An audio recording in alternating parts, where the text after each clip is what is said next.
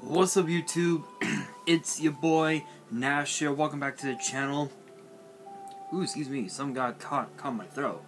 Anyway, for today's Yu-Gi-Oh news video, I'm going to be talking about a brand new archetype that will be in the next core set, Darkwing Blast, known as Byssted. Now, you guys are wondering, what's that? Well, basically, it's part of the Albaz branded storyline, if you will, and apparently they have met its inevitable dragon support. This is rather unique because with these dragons, they're sort of they sort of like tie into the chaos strategy, if you will, where they were. As far as like the first two monsters go, the first three monsters, they require a light and a dark, a light or a dark, if you will.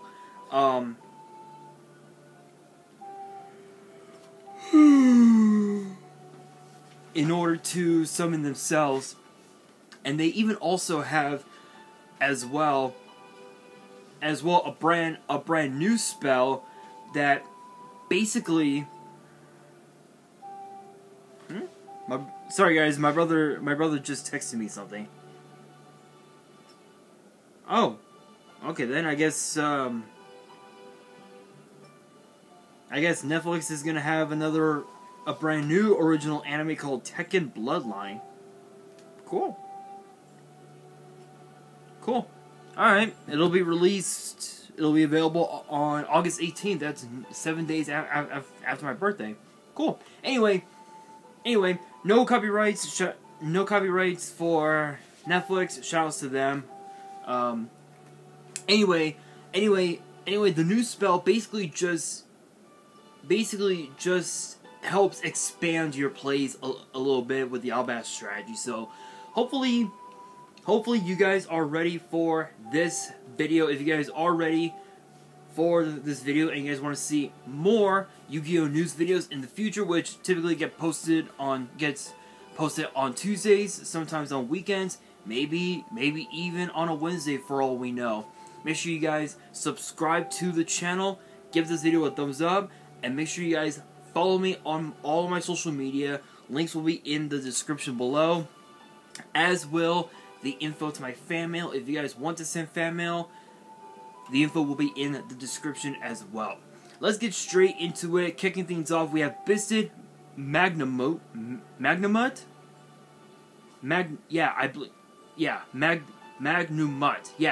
which is a 6-star dark dragon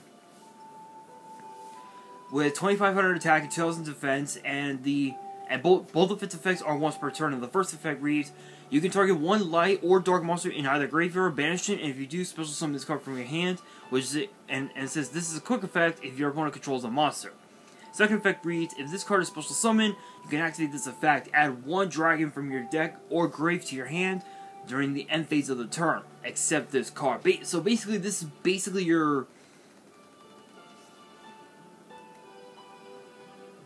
This is basically your Stratos, if you will, for the whole strategy. So with this, as I said, it's it ties more into the chaos strategy because you would have to banish a light or a dark, because normally with the chaos strategy it's a light and a dark to summon a Black Luster Soldier Envoy at the beginning, or a Chaos Emperor Dragon, or a Chaos Sorcerer, or whatever. This one, all you need is to banish a light or a dark in either your graveyard or your opponent's, and it acts as sort of like a Cyber Dragon of sorts. And it also has a Stratos effect where you can add a dragon from your deck or graveyard to your hand. So cards like, potentially, cards like the white dragon, black dragon cards definitely are definitely monsters you could definitely consider adding to the deck, because with this you could then go into your Guard Dragon plays, which I believe Guard Dragons are still available. let's see if the guard. I know that. I think Byssted was the one that got banned.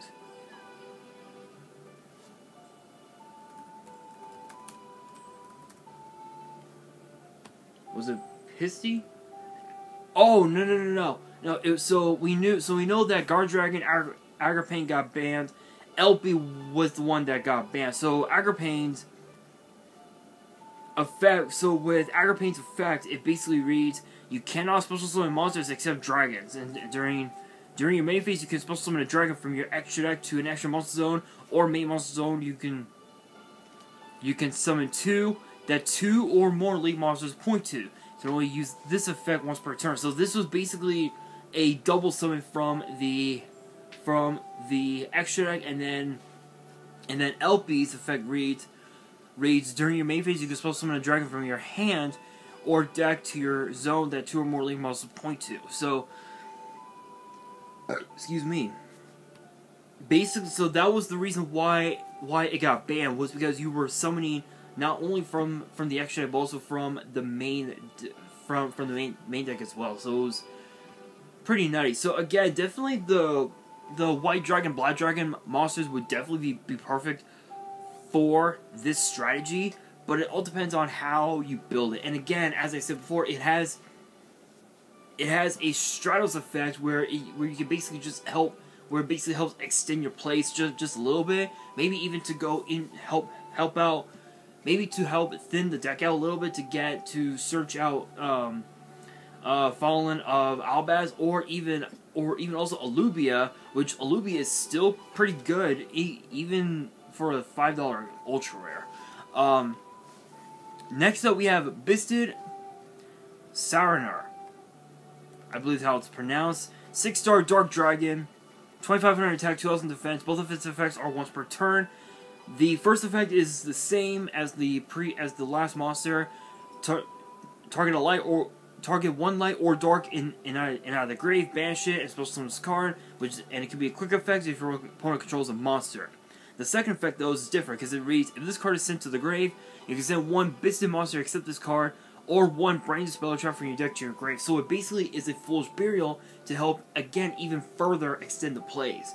This deck, the Albaz strategy, the main purpose is to make your board full with like what, 5, 6, I would say about 7 negates, 3 disruptions, and then another 4 and then another 4 disruptions in hand, which mostly are just going to be hand traps or back row removal basically, which is really nice. Next up we have Byssted Druid Worm, which is a 6-star Dark Dragon, 2500 attack, 2000 defense. First effect is the exact same. Second effect reads: if this card is sent from the field to the graveyard, you can target one opponent, special summon monster, send it to the graveyard. So this basically acts as sort of like a trap, like a much more better trap hole, so to speak. Which again, this card can just help break boards, depending on what your opponent's board looks like. Next up, we have Byssted Lubel. We have the Byssted Lubellion, which is an 8-star light dragon with 2500 attack, 3000 defense. And it says, cannot be normal summon or said, must be special summoned from your hand or grave by attributing a level 6 or higher Dark Dragon. You can only special summon this card once per turn this way, and both of its effects are once per turn. The first effect reads: you can send this card from your hand to the grave, add one Byssted monster from your deck to your hand, except this card. So this effect is basically a 1-for-1 of sorts, but instead of summoning the monster, you're adding it to your hand, in which case you're most likely going to be adding cards. You're most likely going to be adding the Magnamute to search out monsters if you want to, but you can also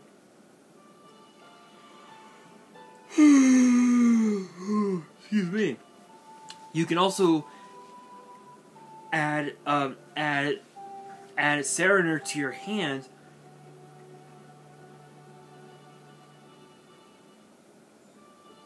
by, you know, just again by using Lubellian's effect, and then to just summon it summon Serener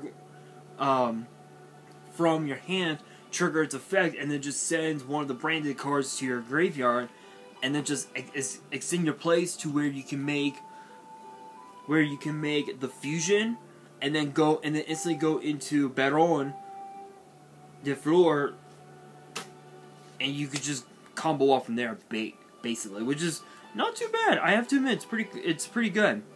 And then the second effect reads, during your main phase, you can place one branded continuous spell or trap from your deck face up in your spell and trap zone. So this is sort of like,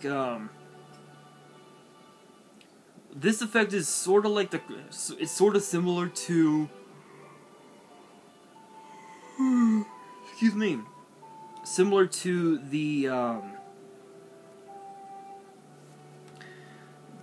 Crystal Beast strategy, where you can place a card in face up in your back row, which is actually not too bad. This basically gives you access to add the new spell rebranded to your back row, which I'll get to that here in a bit. And you can just combo off from there, which is really cool. Next up, we have the Byssted Albalos,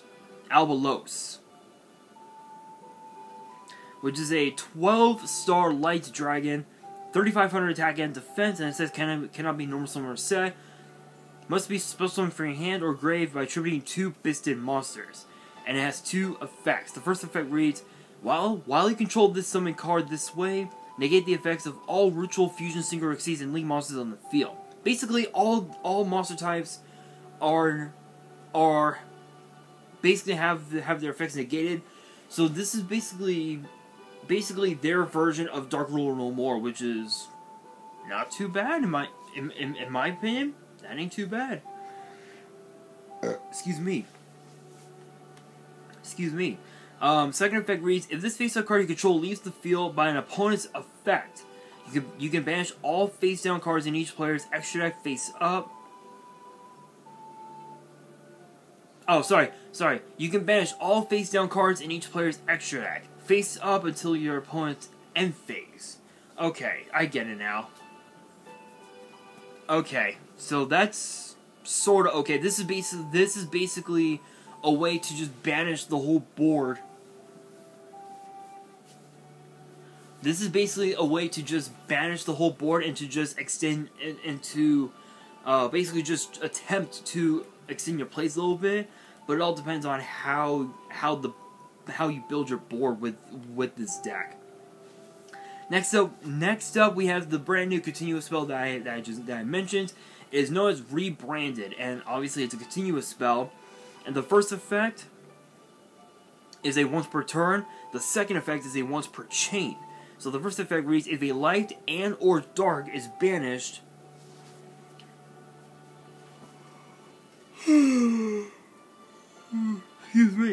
Excuse me. Let me rephrase. If a light and or dark monster or monsters is banished, you can target one of them, place it on the bottom of the deck, and if you do, draw one card.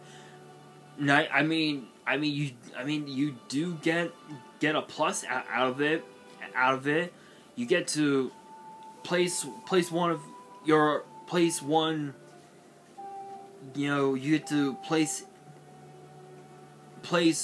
one of the monsters back into your deck, draw one card, and if you end up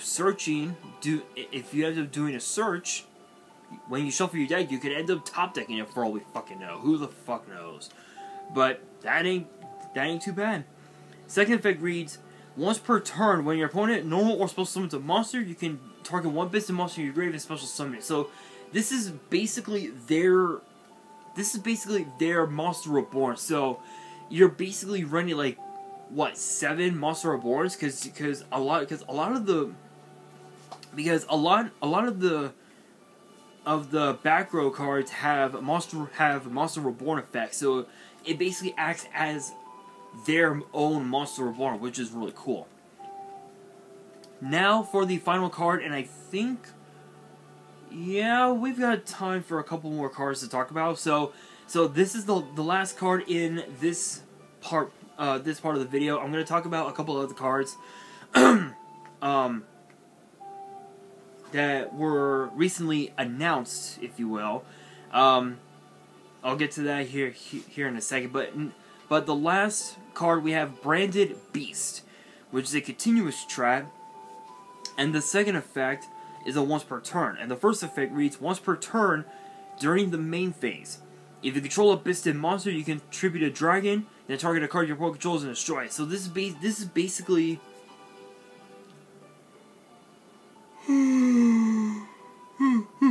excuse me. This is basically a sort of like a 1-for-1 where you can tribute one of your dragons to pop one of your opponent's cards and instantly break their board. Plain and simple. Plain and simple. Second effect reads, during the end phase, you can target one branded continuous spell trap in your grave, place it face up on your field. Not too bad. I'm not gonna say, I'm not gonna like sing high praises about this archetype because I've never played or as rather, I've never worked with the Albaz strategy. I've always wanted to, but I don't really know how to build it with these new cards. If you guys have any ideas, let me know in the comments. I'm very curious about that. But there's a note underneath the card that reads, the monsters are, I don't speak Japanese, unfortunately. Excuse me. Apparently the kanji writing translates to beast or beasts of the abyss, with the term the abyss being the general name for this long story with Albaz versus Alibur. The name itself seems to be a combination of abyss and beasted, near as we can tell. Alright, that's cool. That's cool. There were a couple other cards I wanted to talk about.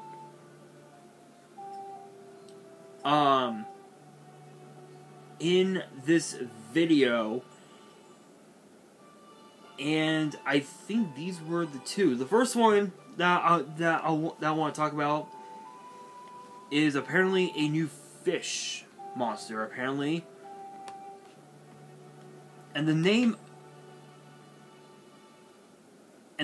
of the fish is called Infernal Queen Salmon, which is a 5-star water fish, obviously, with 2400 attack, 1000 defense, and both of its effects are once per turn. The first effect reads, if this card is normal or special summon, you can special summon a fish normal monster from your hand, deck, or graveyard. Second effect reads, if this card is destroyed by battle, or this card you control is destroyed by an opponent's card effect, excuse me, you can special summon any number of Vilepon Salmon tokens, which are 1-star water fish with 0 attack and defense. Again, it's basically token spam to help you go into your IP plays, into your Link Karibo plays, and then to just link them off into Nightmare Unicorn, go into whatever other Link plays you want to go into, which is actually really cool. The next card that I am going to be talking about in this video is called Red Cartesia the Virtuous, which I believe is supposed to go with the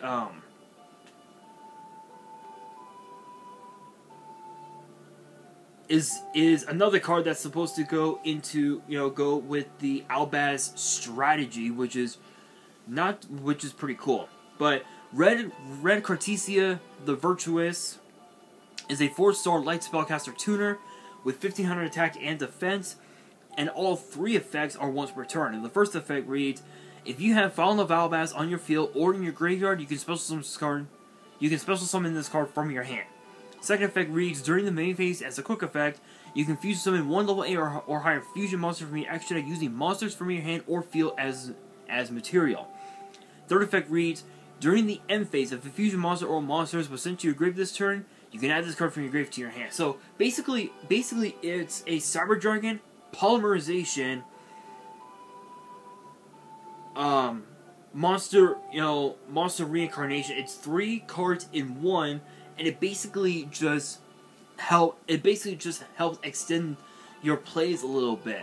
This card could actually work with the Byssted Archetype solely because of the fact that it's a light, and I believe you can also, I would say you could also use this with the dog. Yeah. You can also use this with the Dogmatica strategy as well, which is pretty cool. And apparently there are some notes here that read that some kanji, I don't know, is the same kanji used for Branded Red and Masquerade the Blazing Dragon. Same kanji, Holy Maiden or Female Saint, as both Dogmatica Ecclesia the Virtuous and Incredible Ecclesia the Virtuous, as well as Condemned Maiden and Saint Joan. Oh, that's cool. And then another kanji. Unfortunately, I can't read kanji. Unfortunately, looks to be playing on Renatus Cartesius, the Latinized name of Rene Descartes, the famous philosopher best known for Cogito ergo sum, I think therefore I am, and is one of the founders of modern philosophy. He was also the creator of analytical geometry, a field of mathematics that bridged algebra to geometry proper. Also, his name came from the outskirts of town Des Cortes, but it can also be taken in Latin as, quote, that which is discarded. Also to note, considering her synergy with Despia, she's likely referencing Cartesian theater. So that's pretty cool. That's actually pretty cool. You learn something new every day. Now, if you guys remember one of Yu-Gi-Oh's oldest video games, known as Duel Monsters 4: Battle of Great Duelists, you will know that there was a card. There was a card in the game that never saw the light of day in the TCG. And after all these years, we are finally getting to see it. But what is that card?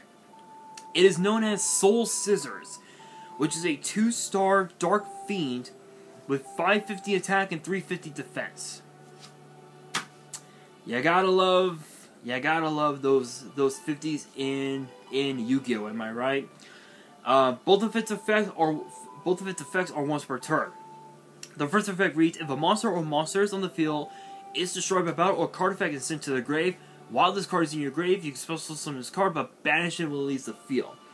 If this card is special summoned from the grave, you can target a monster your opponent controls and destroy. So basically, you get to pop a monster that your opponent has on board, and the best part, you get to bypass the banish effect by doing one thing. That's right. Use the monster as Xyz material. Plain and simple. Not much else to say about that. Although if you're forced to use it as linked material, I recommend implementing Ciphering Lord Omega into your deck with that can utilize this card, because by doing that, you can then during your opponent's standby phase, you can target Soul Scissors in your banish pile and bring it back into your graveyard. That way you can use the effect again and just pop even more cards. So Ciphering Lord Omega is probably one of the best cards to use with this monster, which is not too bad. It just breaks boards easily. But that brings me to the question of the day.